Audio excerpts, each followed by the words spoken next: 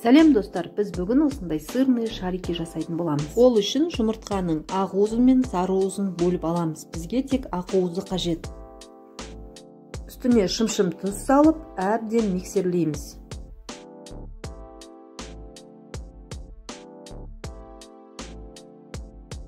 Міне біздің жұмыртқамыз дайын болды.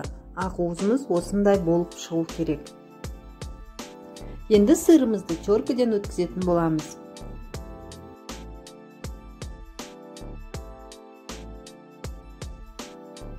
Ақ уызымызды үлкенірек ыдысқа салып аламыз.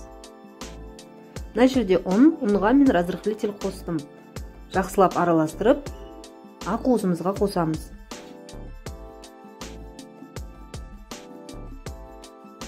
Және сырымызды қосып, барлығын әбден араластырамыз. Жақсылап араластырып болғаннан кейін майда-майда шариктер жасайтын боламыз.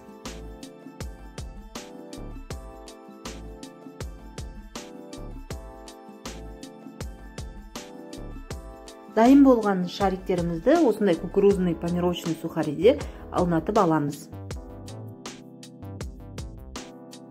Және қызып тұрған майда 1-2 минуттан екі жағын осылай сарғайғанша пісіріп аламыз. Піскеннен кейін қағаз сүлгіге қойып, майын сорғытамыз. Міне біздің сырный шарикіміз дайын болды. Өте керемет болып шығады, жасап көріңіздер.